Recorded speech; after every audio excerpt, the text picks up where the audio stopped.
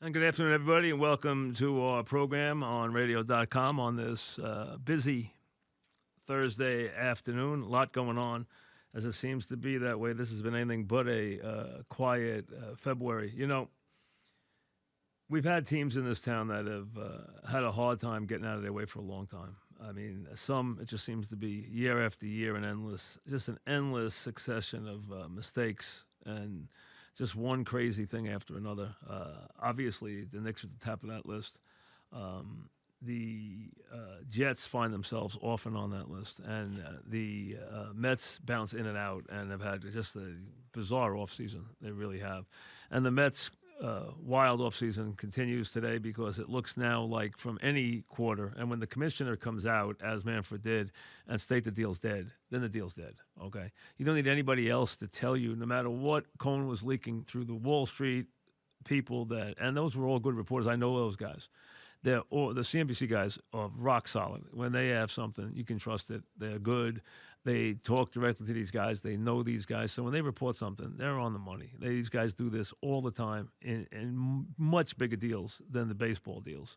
So they are, and they know these guys, and they know them all very well. So if they say something, any of those guys on any of those shows, you can trust them. And then you're getting it from the baseball side too. And then you have Manfred, who came out and made sure to say that the Wilpons didn't do anything. I don't know who did what. I wasn't privy to it, nor was probably anybody else. You're going to blame who you want to blame, which is okay. It doesn't make any difference. It makes no difference who you blame. Whether you want to blame Cohn or blame Jeff, blame whoever you want. It doesn't matter. The bottom line is a lot of Met fans were looking for an owner to come in who had very deep pockets and who was going to come in and really be a game changer in terms of how he approached things, in terms of how he went after free agents, the way he went after players, the dynamics he brought to the team. Just like, say, a Tepper has done, and this guy's even richer than Tepper. And now it doesn't happen. The one part of this that I always found a little sketchy was you were dealing with a deal where I'm not buying the whole team. The existing owners are staying aboard, and then you had them in a position of authority, which is a very tough thing. If your money takes hold, my authority really is nil because it's your money. See, I think if you're going to buy something, buy it. That's it. So you're not going to buy 80% of somebody's house. You buy their house. He should have bought the whole franchise. Now, I don't know if that was offered to him. Maybe the Mets always wanted to keep a hand in. Mets meaning ownership. But it looks like the deal's dead. I don't know about any rumors that there's another offer. Let me say this. If the Wilpons want to sell the Mets, there will be buyers out there. Right now, sports franchises are considered to be very good investments. With what's coming ahead, with the streaming world, with the social media world, with the importance that sports as unscripted, live, unscripted, real events that you sell as programming. It's invaluable programming. And then you have all the sports gambling that will add into it in the years to come. So there are first, second, and tertiary revenue streams that are going to be very, very powerful in all sports. So, and if you have a New York franchise, heck, you're going to be able to sell it and you're going to get a good buck for it. That's all there is to it. So if they want it out, they'll be able to sell it. Now, their price might be a little more than somebody wants to pay. Who knows? But I got to believe there's somebody out there with over $3 million who will buy that franchise if they want to sell it. Dolan doesn't want to sell his team. I listen, the Wilpons had always told me, I mean, Fred had told me 100 times that his grandkids would own this team. They've obviously had an about face on that. I never thought for a second that James Dolan, who knows his way around making a buck, is going to sell his New York franchises. They're too valuable. They're going to grow for him, too, as he knows. So he's not going to sell them. And he even made the statement today that they're actively looking for a new president, that they hope that search concludes quickly. There have already been reports of them hiring Leon Rose, but that has not been confirmed by the Knicks. They did not dispute it either. I'm determined to find the right leader, he said, for the Knicks, someone who will ensure the long-term success of the team. He also stated in the statement, I am not selling, which no one thought he was. You might have hoped he would, but he was not selling the franchise. Never thought he was. Never thought he was selling either franchise. Worth too much, growing too much. Good time to own these franchises. If you can hold on to them, you will make money with them in the years to come. I don't think there's any question about that. So the report earlier today that they are about to hire Leon Rose as their club president, which means Worldwide West is involved, which means, the connections they have, the tentacles they have to all the players. Okay. Other teams have gone down the same route. This is becoming a more popular way to put guys in touch because it's now, especially in a sport where you broker deals like the NBA, where one guy can completely change your franchise.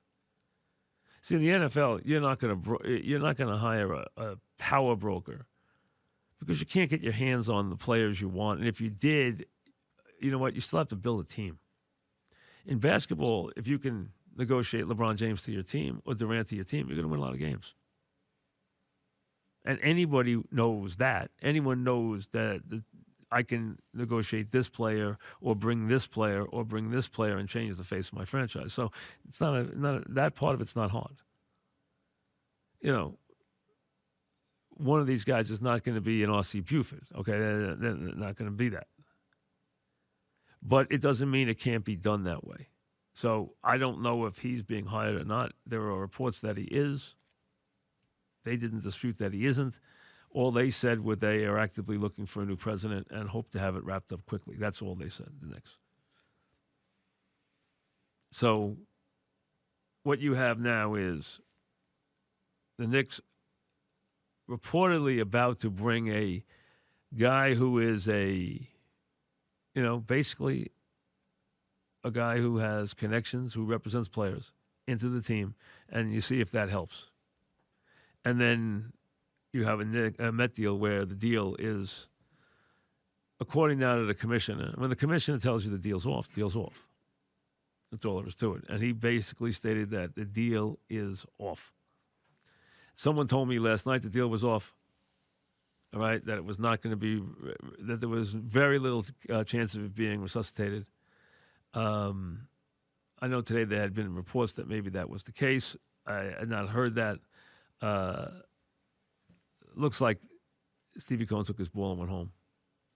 So the Mets are back in the same position they were in, and I'm sure that means a lot of the Met fans are irate.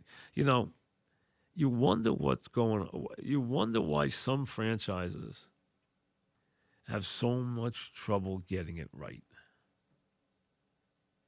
And, most of the time you have to trace it back to ownership because they are the guys who are going to make the final decisions.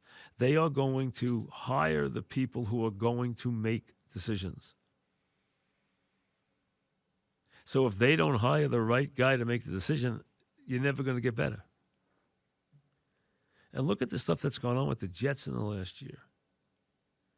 What's going on even now with this story with one of their ex-assistants with what's going on there with Dennison. I mean, the whole thing has been just so ridiculous. I mean, and so unnecessary what's gone on there in the last year.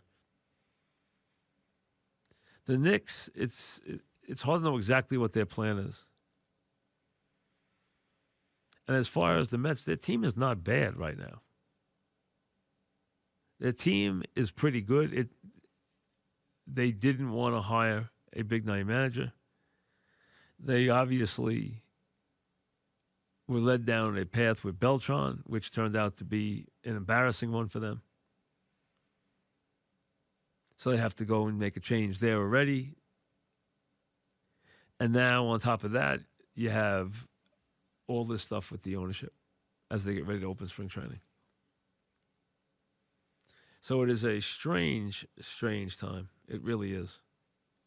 But do I think the Mets will turn around and sell the team? I would think probably unlikely, but I can't answer that for you. But what you know is that in 2020, nothing is going to change. You have ownership in place. If there's going to be a sale, it will be after the season now. So you, for 2020, you have status quo, although you do have a new manager. You have a straight balance of power change in the AL East where clearly the Red Sox are going to break things down. They can do that. They all want to do that. The Yankees aren't. The Yankees are in a different position. First of all, the Red Sox have had a lot more success in the last 15 years than the Yankees have. There's no way around that. Sorry if it hurts, but it's true. Secondly, they're in a position where they don't worry if they break it down and get really bad. The Yankees don't like that. The Yankees feel they have to feed the beast. They have to feel the Yankee machine. They have to feed the Yankee universe. And on top of it, they're here in the city where there's a second team. See, people, if the Red Sox are destined to win 65 games, they're still going to draw. People are still going to go to Fenway on a summer night. They're still going to spend their time in Fenway Park. They have the whole town to themselves. People are still going to go to the ballpark. They're still going to root for the team. They're going to look at the young players and think about the future. That's what they're going to do. Here, Yankee Stadium, for a bad team that gets broken all the way down, will be empty in August and September. They'll be in Citi Field if they're winning. If not, they'll be on to something else. That's the difference in the two cities. That's the difference in the franchises. The Yankees will not play in front of a full house when they're losing. The Red Sox will play pretty much in front of a full house, even when they're losing. It might not be complete capacity, but they're going to be playing in front of mostly pretty full stadium. It's not a big park to fill, and the fans are going to show up. So the Red Sox are going to go through that. They watched the Cole deal happen, which impacted them in two ways. One, it made the Yankees better than them, and two, it created a number for bets to shoot at. On top of that, you have the whole core thing, which is going to impact their team because he was the heart and soul of that team, and now he's gone. So it's a good time for them to go in that direction, and there'll be more changes coming. I think Jackie Bradley will be going. I think some of the veteran pitchers of Aldi will be going. There'll be some veteran guys going. There'll be a handful of guys will still be cut loose as they go for a youth movement and take a couple of years to turn everything around. After yesterday's festivities, the Yankees and the Dodgers have things very much to themselves in both leagues. I mean, they're in very, very good shapes. The NBA trade deadline is come and gone. Last night we heard about the Iguodala trade. Good trade for the Heat. Pat's had a very good year. We heard last night he was going to get Gallinari. He did not. That deal did not go through. Other deals did. Cavs got Drummond from the Pistons. Morris to the Clippers in a trade that brings a pick and and an old St. John's guy back to the to the Knicks.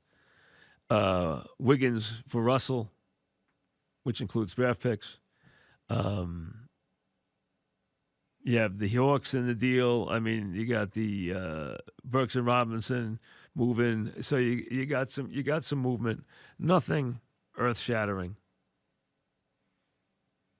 Russell and Wiggins, Drummond, Iguodala, Morris. Nothing. The other trades from the other night. I mean, nothing earth-shattering. Although I think Iguodala could have been really a very purposeful, and he's going to be a help, but he really would be a big help if he had gone to if you can get him anywhere near the finals, he's a big help. So now the trade deadline has come and gone. We could have, I guess, we could have one that was reported late that could still, be approved and we could get the information on. It's still possible. I don't know if we have closed the door completely, but if there's anything else, we'll let you know. But a busy time, obviously. We'll be on the Fan at 6. We'll be back right after that. Mo Harkless and a 2020 first-round pick will head to the Knicks. Okay? Also, there's movement there because Thomas was moving again. They kept Morris from going to the Lakers. He went to the Clippers instead. Lakers evidently, or the reports are that they wouldn't put Kuzma in the trade. The Knicks wanted Kuzma. They couldn't get him, so that didn't happen. You got D'Angelo Russell going for Wiggins. There's picks involved there. They're protected. The picks are protected. Protected to the number 3 pick. The Iguodala, who they'll throw a party in Memphis when he leaves. He didn't do a good job in Memphis. Let's be honest. He did not do a good job. He was not good there. He was not good with the kids there. They didn't like him. But at least he now goes to a team where he can help. Okay, so and the Hawks got themselves some more players, although they're terrible, and nothing earth-shattering. I mean, I think Iguodala matters because he can be a guy who can really make a big difference in the playoffs. If Riles had gotten Iguodala and Gallinari would have helped, he didn't, but he still helped himself with Iguodala, who will help in the postseason. He's a very good postseason player. Makes a lot of good plays, both ends of the floor. Plays defense, can make a 3. Can't make a free throw, but that's okay. Makes shots. So from that standpoint, nothing to get that excited about, though. Nothing that's going to change the balance of power. Nothing that's going to make that big of a difference.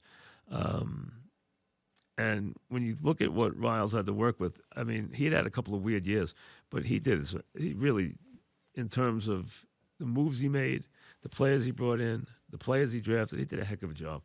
He really did. And it just shows you can do it sometimes without having, not being able to get a Durant or not being able to get a player like that who just changes your franchise completely. To be able to do it and win some games and get a decently representative team. The Sixers got all kinds of problems. I thought they could be the team to beat in the East. Once we got to the playoffs, I didn't think they'd have the best record, but I thought they still could be the best team by the time the playoffs started. But it looks like they are about to implode. I mean, every day it looks like they're getting closer to that. So I don't know where things are headed there, but it does not look good. As far as I don't want to go into a whole thing about Leon Rose until it's official. It sounds like it's going to happen. Has not been confirmed anywhere that I've seen yet. And of course, the Knicks put out the statement. We are actively looking for a new president, and it should conclude as quickly as possible. I am not selling the team, said Jim Dolan, but I'm determined to find the right leader for the Knicks who will ensure the long-term success of the team. Just as we did with the hiring of Ranger President John Davidson. It's funny. The one thing I will say, and the Knicks have been as dysfunctional as any franchise in professional sports. They have been woefully inept in so many ways and made so many bad decisions. But this idea that it's because Dolan fashions himself a basketball guy is ridiculous. He no more fashions himself a basketball guy than he does a hockey guy. He's just been unlucky with the guys he's brought in. At one time, Isaiah was an issue. I don't think Isaiah is an issue anymore. I just think, let's be honest, he brought in guys and it worked with the Rangers. He brought in guys with the Knicks and it didn't work. And when he had guys who were headed in the right direction, he got rid of them. And let's be honest, there was a lot of stuff that went on that was unfortunate, and then Phil Jackson didn't work out. And almost everybody, I don't know, there might have been a few people here or there, but most people wanted Phil Jackson for the team, even though Phil had not done that role before. Nobody realized that Phil was going to come here and go into retirement, which is what he did. He basically, sat around the garden, went to other events, and, became like a Madison Square Garden trophy and didn't do any work. And got paid a fortune.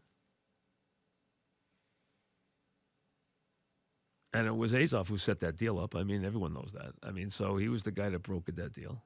And, Dolan and Azoff do a lot of business together. They have a business together.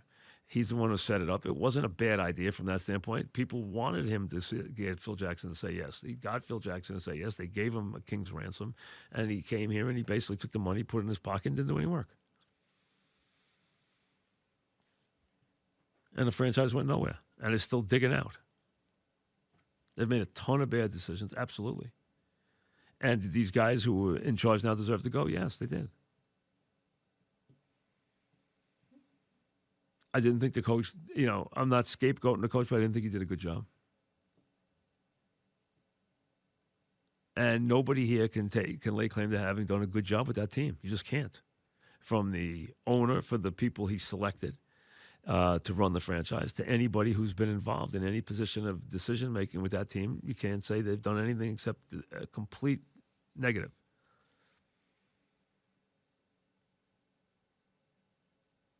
The Met thing, I don't know what caused it. I really don't know. I mean, do I think the commissioner would, if the Wilpons blew the deal up, do I think the commissioner would protect them? Yes, I do. Their owners, Cohen's an outsider. He would side with his owners. He would put a word in for them. He would placate their side. He would definitely.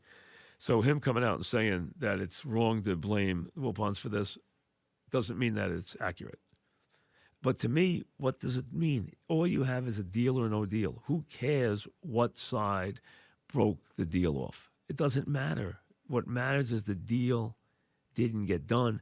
And the reason why this deal got blown up is because it was a deal that had a lot of faulty parts to it to begin with. If you're going to purchase a franchise, you purchase it. To purchase part of the franchise, a majority stake in the franchise, and then have the people who you purchase it from run it, makes no sense. I'm surprised that a guy as smart as Cohen would even allow that or would even want that. And I don't think he could want that. Now, you could tell me that's the only way you could get the team. That might be true.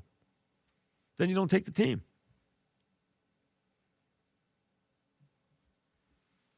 And if a new owner is going to come in, the new owner should come in and buy the whole franchise. That's all. Take the whole thing over. It's your franchise now, and then I take it over. It's my franchise.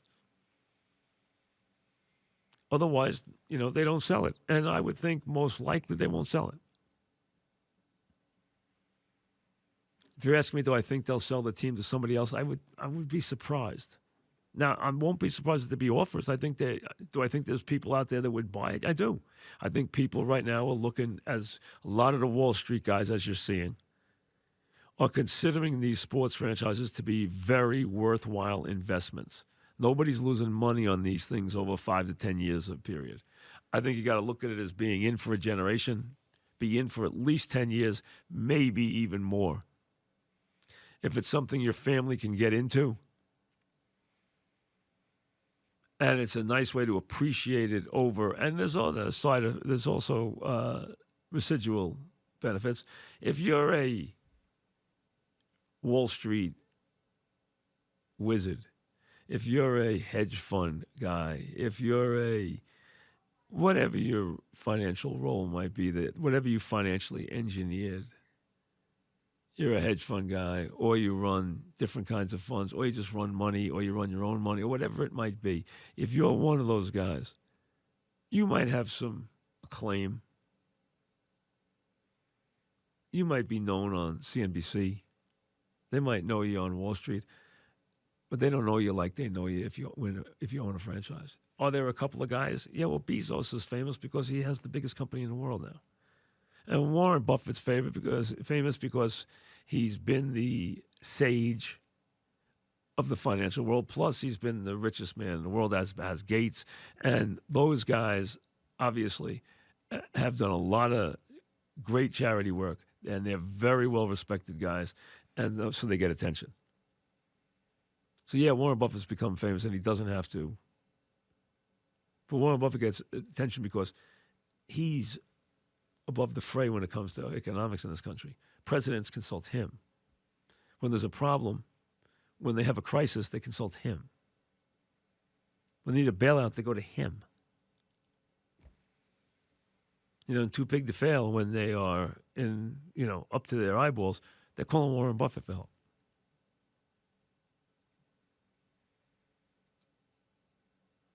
I mean, that's how much money he's got. And that's how smart he is. So there are guys like that, but Sports franchises will make you a household name. Everyone knows who Jerry Jones is. Everyone knows who Mark Cuban is. Doesn't hurt if you're sprinkling a TV show like, like any of the reality shows that are on, something like that. That helps too. But sports puts you over the top. It gives you a level of fame. So there's an attractiveness for these guys who make money. They have big egos. They all do. They've become billionaires. But in a lot of circles, they're nameless and faceless. Now, if they can get an appreciation on their investment over 10 years and become a household name, almost too much for them to pass up. So do I think there will be... Now, there is, as the Dolans will tell you, as the Wilpons will tell you, as plenty of guys will, as the Woody Johnson will tell you, owning a franchise is no picnic when you're inept. You get tired of hearing the abuse. You get tired of hearing people ripping you on the radio or ripping you on social media or writing about you in the newspaper, and all of it negative. If you're a guy who wins, so be it. If you don't win, you get tired of hearing abuse. And that's where it could get to a point of tiring. But it never gets tiring enough to be out of it because, A, it's exciting, B, it's competitive, and C, there's a lot there if you can win. If you win, you take a whole city with you. You get to stand up in front of the whole city watching, like they did in Kansas City yesterday. The Hunts waited a long time for that victory. And they've been owners of that team forever.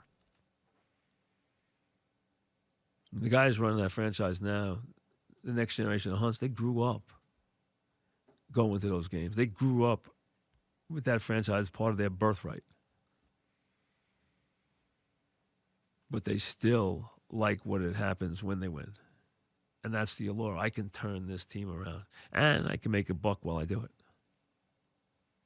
So it makes these teams very, very alluring. Do I think you could sell the Knicks? I think you could sell the Knicks 10 times over. I really believe you could find multiple buyers for the Knicks. Multiple. Do I think you could find buyers for the Mets? Absolutely. Absolutely. One that will allow them to keep part of the team, that I can't answer to.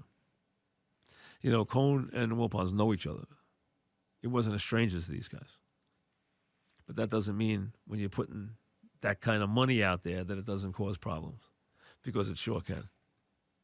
All right, one thing is the Betts trade from the other day may be amended. There may be some movement in that. The trade remains unofficial because of the medical review of one of the players that would be headed to the Red Sox. That's Gratterall, the pitcher.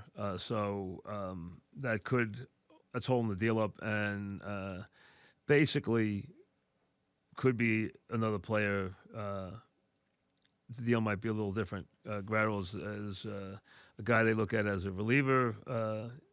He's considered a pretty good pitching prospect, but they could have to amend the deal and put someone else in there.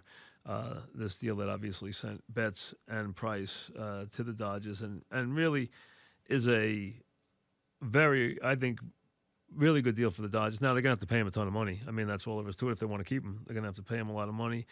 Price will help going to the National League, going from the AL East to the NL West.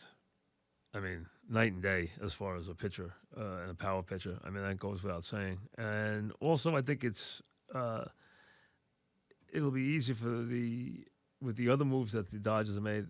The Dodgers were able to keep their top prospects, but also it'll give them a chance to balance their team right and left a little bit, which they need to do, and also give them a chance to have a little different kind of lineup with Betts probably at the top of the lineup, and also having a right-handed hitter. So he'll be a big star wherever he goes. He'll be a big star.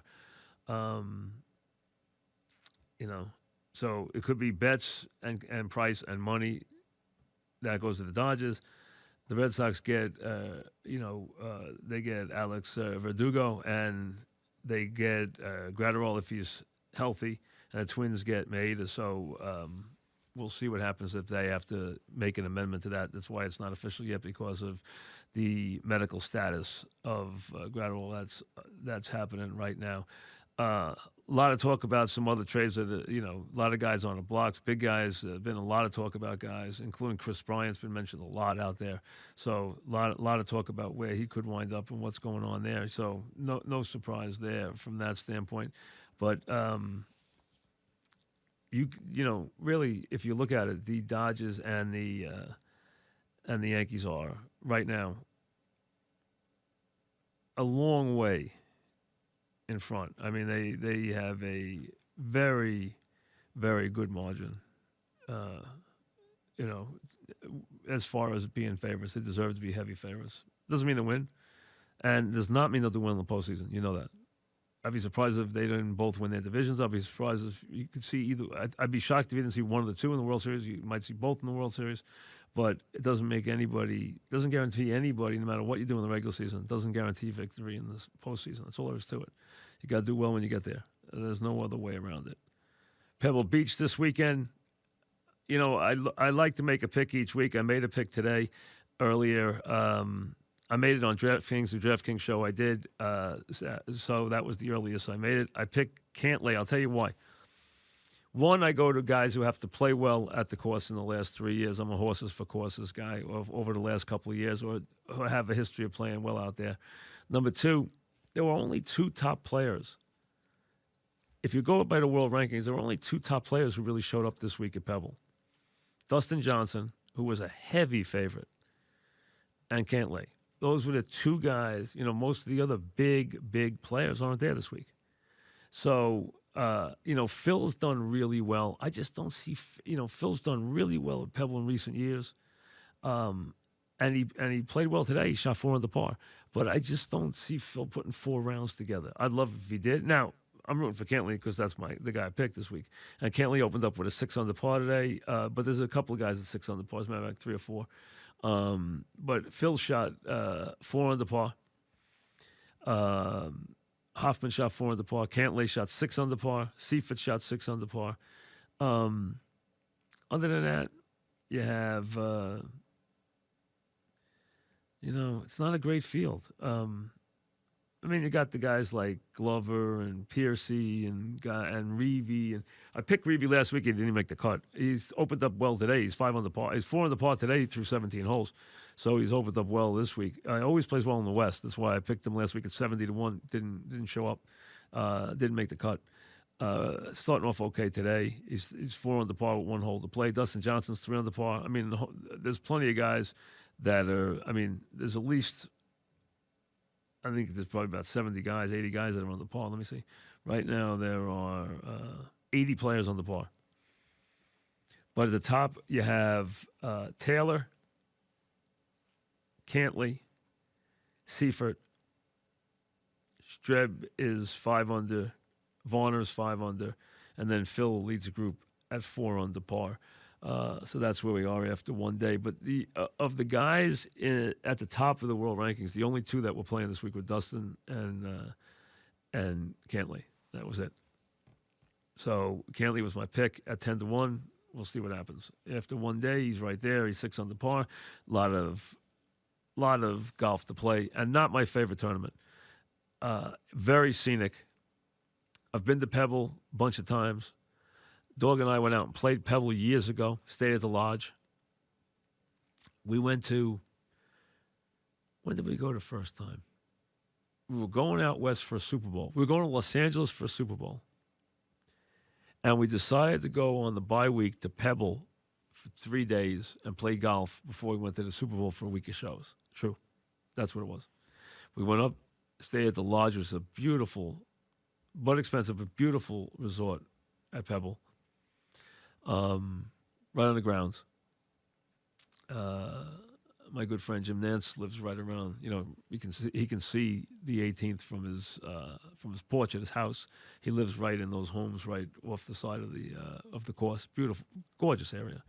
It takes forever to get there. It's 2 hours from San Francisco, so it's forever. But it's as beautiful a part of the country. But you can walk out of your house on a June day there, and it is freezing. The wind will be blowing 30 miles an hour, and it'll be 50 degrees, and it's freezing. I mean, but scenic, absolutely. The bluest water, the greenest greens, the bluest blues. Just breathtaking place from that standpoint. Breathtaking golf course. And so I've played Pebble, and I've been back to the lodge a bunch of times. I also went out there for Jim's wedding, which was on the 7th green. And the reception, everything there was one of the nicest. I mean, it was an incredible wedding. Went out there a couple of years ago for that. Now it's probably been 5 years since that happened. It seems like yesterday, but probably was 5 years ago that had happened. So we were out there for that, and I'd been out to his house a couple of times. So I've been there a bunch of times. It's a great place, but I hate the tournament. Now, a lot of people love it. Jim loves it. A lot of the golf people love it. I can't stand it. I don't like the amateur part. And the amateurs are still there on Sunday. So you're trying to watch the golf. Like, let's say I'm watching this weekend, and I pick Cantley, and I'm watching the golf Sunday afternoon. And I got to watch these other guys play, and I don't want to watch these guys. I don't care. If Bill Belichick's playing, fine. Great coach. I don't want to watch him play golf. Andy Garcia, great, Andy. I don't want to watch him play golf. Okay? Whatever, Peyton Manning, Tom Brady, Bill Murray, Ray Romano. I don't care. Nice guys, great guys. I don't want to watch you play golf. I could go out to the course here and watch guys hit the ball lousy. I can, find that anywhere I go. I want to watch the pros play. So I always think they should get rid of the amateur part of it by Sunday. Now, a lot of times they don't show them that much on Sunday, but they're there. And I don't care. I don't care what Wayne Gretzky did, or I don't care what, Rick Rhoden did, or whoever it may be. And some of them are pretty good golfers. But pretty good is not what you're looking at when you're talking about, playing with those guys. So I don't like that whole premise of this tournament. I like it to be just golf. So when that course is having a U.S. Open, it just has such a different feel to it than it does during this very laid back, February week. The golf tour is just getting rolling, But before you know it, right now, you're not that far away from Augusta. You're 2 months. Right now, 2 months from Augusta. That's it. It comes fast. Think about it. It's already February the 6th. I got to get my brother a birthday card. His birthday's in 2 days. So it's already February the 6th. The winter here hasn't been bad yet. Now, I did spend some time in Florida a couple of times, but the weather hasn't been bad. You got to admit, it hasn't snowed, knock on wood. It hasn't been that cold. The groundhog saw, he told you it's going to be an early spring. So you got that going for you, if you believe in that nonsense. So, but right now, you haven't had it where it's already. Now, you got to remember, the weather doesn't turn nice here until April 15th at the earliest. Forget it turning in March. Nothing. March is dreadful. April's even cold. And that's why starting the baseball season as early as they do is insane. Because you're going to get a bunch of inclement weather and a bunch of rain out. I mean, it's just the way it is. And the Yankees want to play all those games because I think the Yankees are playing the Orioles, 42 times in April. So, you want to get those all locked in so the Yankees can basically, get 20 games over 500 before they even hit May. They're playing the Orioles so many times in April that they, what are you going to do? Are they going to lose games to the Orioles? Torres will hit 900 home runs and, win 15-2 every night. But they're starting the season way too early. As a matter of fact, spring training is right around the corner. They have spring training games on the schedule in February. That wasn't the case in the old days. You didn't have the games starting this soon. You wouldn't even, in the old days, you would have guys report. People will be reporting next week in baseball. They used to go March 1st to spring training. Think about that, March 1st. Now, March 1st, they've been there for weeks and weeks. So we got games the week of the 22nd. There's games on, preseason, spring training games on. And the baseball season starts the last week in March. I think it starts the 26th or the 27th. It starts that early. And the NCAA tournament doesn't start early at all. So, you're almost into the later part of the month before the NCAA tournament ever gets going. And the Big East is wild right now. It really is.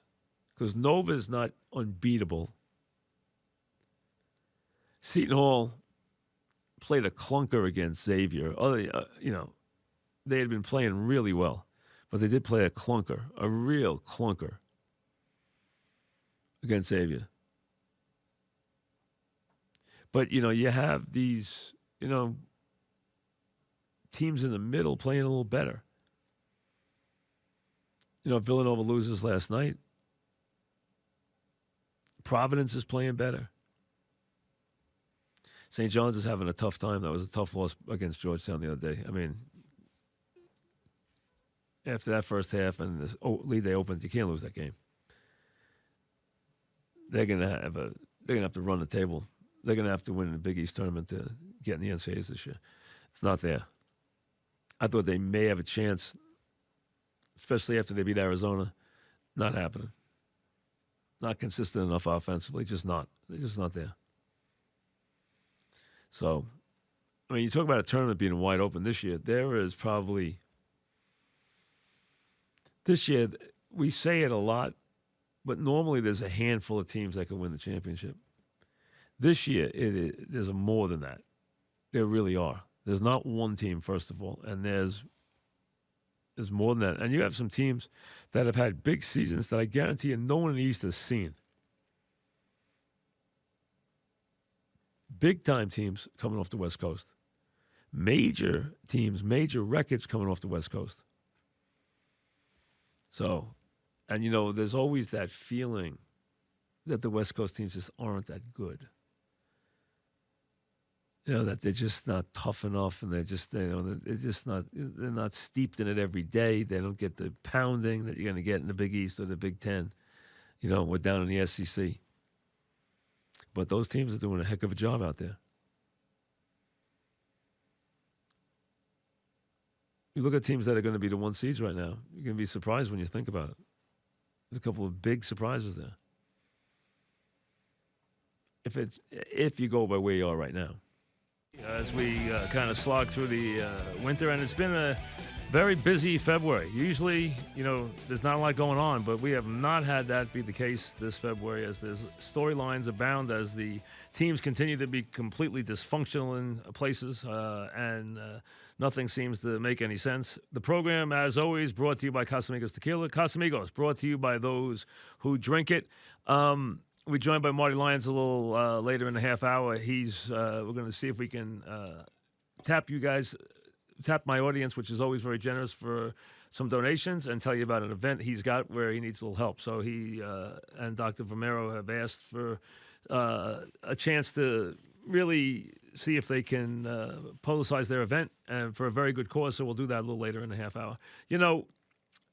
Until on this trade deadline, until the Knicks make it official, I'm not going to go into the specifics of what it means, because I don't want to do it and then not have it be official. We know there's rumors, strong rumors, every indication that Leon Rose is going to be the guy. Let's wait until he's been made official. The Knicks made sure to put out a statement today that he is not yet the president of the team, so we'll wait on that. We have heard that the Met deal is off. Manfred made that very clear. I know Met fans were hoping that this would be a new day. I know they were hoping that it would be nice to have a game changer, a guy who could be that big a changer, because you're talking about someone who would have been, by a wide margin, the richest man in baseball. Now, that doesn't always equate to spending. There have been many rich owners, teams, individuals had great family wealth, or great wealth of their organizations that they ran that did not put it into their franchises. So it doesn't always equate that way. But the Wall Street guys have pretty much a flair where they want to come in. If they're going to come in and buy these franchises for astronomical amount of money, they want to be movers and shakers. They want to make the big splash. They want to hire the big person. They want to hire the big person to get the job done. They want to hire the big star. They want to pay the big bucks. That's what they want to do. So that was what Met fans have been hoping for. Now it's back to the drawing board. Are the Wilpons keeping the team? We'll have to wait and see. I have no reason to think they are not. Can a owner be found? I'm sure one could be found. Now, that means you're talking down the line. The guy still will have to be vetted. You'll have the whole procedure to go through. You're talking about a year no matter what now, minimum. And if you want to spend a lot of time on laying blame, all you're going to get are rumors. No one's going to specifically give you chapter and verse about what happened here. Because there'll be two stories like any negotiation. If Cohen came out and said, they changed the deal, they did this, they did that, you'll have somebody backing up Fred and Jeff saying that's not what happened. Because today you had the commissioner come out and say it is completely wrong to blame this on the Wilpons. Now, that doesn't mean that's accurate. He's going to protect his current owners. We know that. And it makes more sense that something happened in that area than in the Cohen area. But you know what? It doesn't really matter. All you know is the deal is already dead. But you have the commissioner clearly out there making a very strong statement that they didn't do anything to disrupt the deal. We don't know that that's the case. There are stories everywhere that they did that basically Jeff wanted to control, and maintain his power base while the team was now 80% in the control of a new owner. Is that true? Is that not true? Is that what they agreed upon? Is it not what they agreed upon? Who knows? We weren't there. What we do know now is that he has taken his chips and gone home.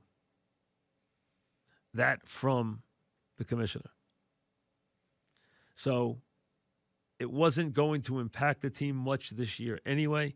The question is, what does it mean for the franchise going forward? We'll have to wait and see. We just don't know. We'll have to wait and see whether they decide to go in a different direction or whether they maintain control and ownership of their franchise. If they decided to sell. Now, maybe it was important that they kept the peace and they were looking only for someone who was willing to agree to that kind of deal. And maybe that's the only kind of deal they'll make. I don't know that. But if they have decided that they want to cash in, they want to do certain things with the money going forward, whether it's, the entire family or most of the family or whatever it may be, that would probably lead you to think they would be investigating or at least looking for someone else to come in and make the same deal. Can they find someone who would make the same deal? I don't know. I think it's very hard to make a deal when it's not 100%, where you're not just taking complete control. Hey, if you buy something, you want to own it. You want to run it. I was surprised I was surprised by them staying on when I first heard it. That had to be something they wanted. Keeping a portion of the money in is not a big deal. As I've said to you many times, the Yankees, and using that with Steinbrenner being as completely in control of a franchise as anyone has ever been, he was never more than a managing general partner. He never had a stake upwards of, say, 58, 59% of the franchise. It might have varied a percentage point here or there, but he had a lot of, 2 and 4 and 6% owners as investors. And you can have a bunch of those. You just need one managing general partner who's got more than 50% of the team. Al Davis did the same thing. Al was known as the managing general partner, and that's exactly what George was. They didn't own the whole franchise. They owned the major portion of it. They controlled it. We do the same thing with racehorses. When you have a partnership with racehorses, the track will only deal with one person. So even if you have a 50-50 partnership, which I happen to have with Lyons from Casamigos Tequila, he and I own a bunch of horses together. 50-50 partnerships. And I put him as the managing general partner on all the partnerships. We run his silks because I don't really care. I mean, I have silks too, but you can only run on one silks. And you can only have one person designated because the track will only deal with one person. And they only want, when there's a question, they have to have that because if you have 10 owners on a horse, what are you going to do? Bring all 10 people in who decide, hey, we would like you to run in this stake. Well, I got to get a vote now. Let's see, we'll get 7 out of 10. We got to have a majority. We'll get 5 out of 10. No, you have one person you deal with. You have a managing general partner. Somebody's in control. You state somebody's in control of the franchise.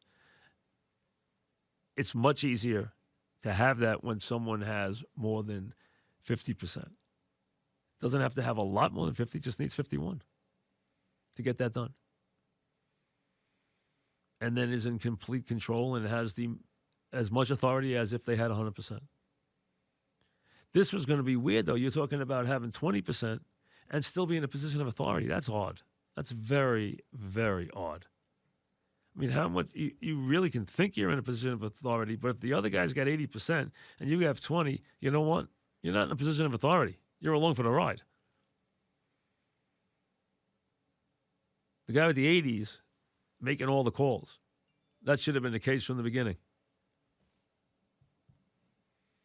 As we said, when we come back, Marty Lyons, and we're going to try and see if we can hit some of the folks up in the audience and tell you about an event he's got coming up where he needs a little help. Back after this. And, many times I've hailed our audience as being one that is extremely charitable whenever we ask it to be.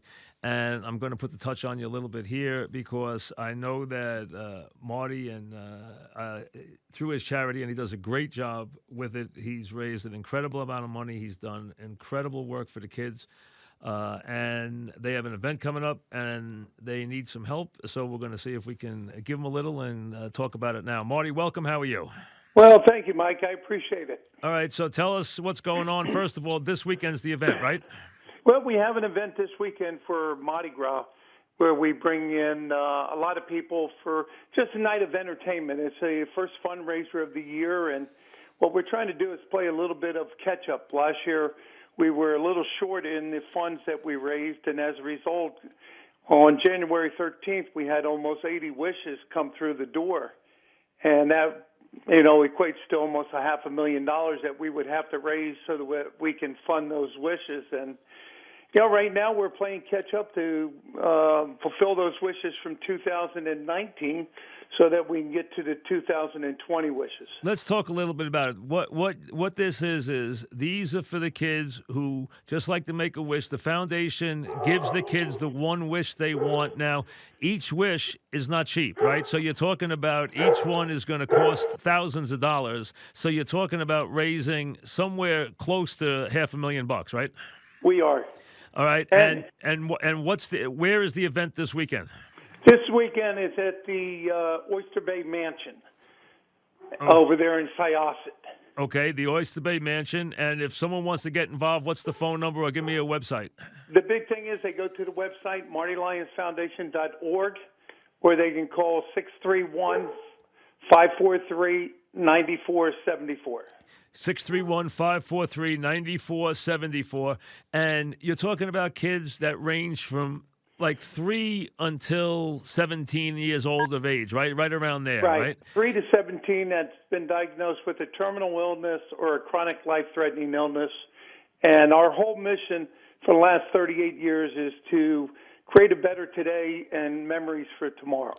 And give the people an idea, Marty. What would be an average? Like, what would be a something that the kids would ask for? Well, the number one wish for the last 38 years is still to go to Disney World. If a child is too sick, it may be a computer, or a child may just want to meet an athlete or a celebrity of their choice. Right now, we're in the process of completing a wish that we have a child that wants to meet the president. So In the last 38 years, Mike, we've been very fortunate, very blessed that we've been able to sponsor over 7,900 families. We've been able to raise over $35 million. Wow. And Wow. we're going to keep going as long as there's a child out there that needs our help, a family that needs our support. And unfortunately, we just run into so many families that they have an individual that the life may be cut short. So we don't say last wish, we say special wish because, God willing, maybe a miracle happens and a child just has that determination to fight through their illness and they survive it. So right now you are in line where you have about 80 that you're looking to grant. I'm going to grant those 80, Mike. It's just a matter of time before I can raise the money for it. An average wish back in 1982 when I started it, the average wish would cost about $2,500. Now it's about $5,700. $57 per wish. Okay. And the number again is 631-543-9474, or they can go to the Marty Lyons Foundation on the website, right? .org. MartyLyonsFoundation.org. And the event is Saturday at the Oyster Bay Mansion. Are there tickets available still, or is it sold out? No, the tickets are still available, and if they don't want to participate in that one, we have events throughout the year, whether it's bowling and whether it's coming to the golf tournament, as we were blessed when you came 2 years ago. Right. And was the recipient of the Leon Hess Award. I think you had the first-hand effect of what attending an event like that meant, and meeting some of the families that have actually had a wish, what it means to them. It's so, means so much that we have to understand that, you can always make more money. You can't make more time. And that's what we're trying to do for these families, is create more time with their loved ones. And what you've been doing this for a long time, right? How many years is this now? This is number 38. What was the thing that made you start it? Well, in 1982, my oldest son, Rocky, was born on March 4th. My dad suddenly died of a heart attack on March 8th, and a little boy that I was a big brother to died on March 10th at the age of 5.5. And I really struggled to find an answer. I kind of blamed myself. I said, what am I doing wrong in life at the age of 25 that God would do this to me? And then as months went by, I realized that this is life. And Coach Bryant had always said a winner in the game of life is the person that gives of themselves so other people can grow. And here was that opportunity for me to do something with a platform that he had given me, playing football for the Jets in New York, the media capital of the world. Was I going to continue to run, or could I start a foundation to help these kids that were being cheated out of life? And to be honest with you, Mike, when I started it in 1982, we had no money in the bank. We had 6 people sitting around the table, and we just had the determination and drive, and then the goodwill of people out here on Long Island. It was absolutely incredible. So we started the chapter out here in 1982, and now we operate in 13 states. That's unbelievable. And again, folks, they need the help. As I said, I went to the golf tournament. It's a massive event. I happen to know, really, the connection was through my mother-in-law's doctor, Dr. Romero, who's a wonderful doctor. The guy's the nicest guy in the world. My wife knows him very well, and I know you're very close to Dr. Romero. He's a very good guy, and he does a lot of good work, and he's a very accessible doctor. He's a wonderful guy. He really is. You raised a lot of money that day, and I know it's a very big event, so I know this takes a lot of your time and effort to put this together, and I hope that this gets you some attention, and I will ask the audience to dig deep, and anything they can give, send it to the MartyLyonsFoundation.org or call 631-543-9474, and let's see if we can dent that number of 80 wishes for these kids who hopefully are going to be able to hang on until they get their dream to come true. Most of them, I'm sure, will, but we just hope that's the case. Well, we're hoping and praying, Mike, and we appreciate this opportunity to spend some time with you this afternoon. All we need is 1 or 2 of your listeners to say, hey, we want to make a difference. We can show them exactly where their money goes. 90% of every dollar we raise goes directly into program services. So we have a great deal of volunteers that have gotten behind the cause in the last 38 years that really has enabled us to, make it through difficult times like this. And we're going to keep plugging away. Like I said, as long as there's a sick child out there, then we're going to continue to fight to raise money. Well, listen, thanks for coming on. I appreciate it. Good luck with the event Saturday, and we will spread the word as much as we can next couple of days, okay? You got it, Mike. Stay well. Thank you. All right, Marty Lyons, again, 631-543-9474, the Marty Lyons Foundation.org. 80 wishes. It costs them $5,700 to make one of these wishes come true. They're 80 wishes behind. I know through the doctors that are part of Marty's group and are very much a part of his foundation, that they have had an incredible amount of people reach out to them who want wishes. They also have, for a couple of reasons, gotten behind wishes where they just, as you said, have to fund so many of them, and they're so expensive now, that you're talking about 80, which would take them somewhere close to $500,000, what they need. So anything anybody can give in our audience, $1, $2, $5, or if you can do better than that, a corporation that can do better than that. I don't know what better cause you could get behind than to give a dying kid his last wish. I mean, I don't know where else you would spend your money. I promise you I will be sending money along to them. That's all I can do is send along money to them and ask you if you have it. If you don't, I understand. But if you are in the audience and you do, and you can make a difference, what else could you do with your money that would be better or would be something where you'd feel more rewarded for taking money that you might be able to spare and give a dying kid a last wish? I mean, think about it. Think about it when you have healthy kids. Think about, where you're sitting around the dinner table or you're driving home right now and you're going home and you have a house full of healthy kids. Well, everybody doesn't. And, for the grace of God and for the luck of the draw, you don't. And when you do, what you try to do is just try to make those kids that, you can't even think about stuff like that when you have healthy kids, or think about your kids being sick, because there's no feeling for a parent that's worse, that is any more depressing, because you can't do anything about it. You're limited in how you can help them. A lot of times you're dealing with kids here that can't be helped. These are terminal cases, a lot of them, or cases where there is not a lot of hope. And these kids, they try to give them that special moment. And think about just the reward of being able to get involved in that. Marty's been doing this for a very long time. I went to his golf tournament, which was the most massive golf tournament I ever went to in my life. I mean, there must have been 2,000 people there that day. They gave me an award for no reason. They shouldn't have given me one. But the point is, that was very nice of them, but I didn't do anything. All I did was show up.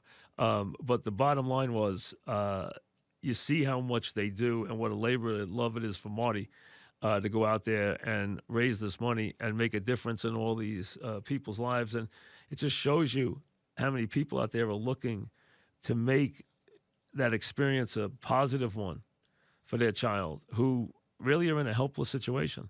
They're just trying to make one day better, or a couple hours better, or give that young person who has been dealt such a tough hand a chance to have some special moments to look forward to and something to rally around.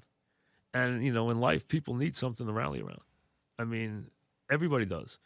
There has to be a reason, why you get up in the morning and you're looking for something better. And you're looking for it to be a good day, and you're hoping or dreaming that something special is going to happen. So anybody who can help in any way, I apologize for putting the touch on you this way, but it is for a very, very good cause. And this audience has always been, through my many years with you, whether it was Tomorrow's Children's Fund, where we helped raise $45 million, or SIDS, or the hunger year stuff we've done year after year. Our program has always been able to raise an incredible amount of money. We've had the most generous audience in the world. So I never ask you to give something you don't have. I don't expect that. I don't expect that ever. So if you don't have it, I understand. But if you do, And if you could spare a couple of bucks, we'll send it along and make some kid's day a little brighter, okay? And give them something to rally around. And I mean, I don't think where your money could be better spent than to send some kid to Disneyland and put a smile on his face. Some kid who's battling a terminal disease and is, 6 years old or 8 years old and 9 years old and did nothing in his life to deserve such a fate. You try and do whatever little bit you can to make their time here a little more special. And that's what the foundation does. So, again, 631-543-9474 or contact the Marty Lyons Foundation.org. The event Saturday night at the Oyster Bay Mansion. He has a couple of events during the year, so that's going to be this Saturday night. Again, you can get involved with that, tickets for that, or just send along any donation that you can. I appreciate it greatly. Tomorrow, we will delve into the, stories that we're still following, including what's going on with the Mets and the Knicks and everything else. On the first Friday without football, now that we've put the crowning touch on the football season, now that the Chiefs reign supreme, and congratulations to them.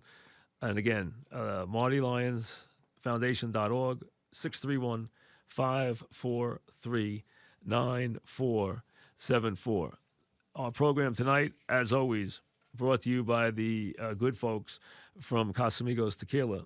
Casamigos, brought to you by those who drink it, and we thank them for their patronage and their support, which is always enormous, and they have been incredibly charitable to all the charities that we've been a part of. So we thank them for that all the time. They have been incredible, really incomparably charitable, so we thank them for that. And for anybody who can do anything tonight, you know what?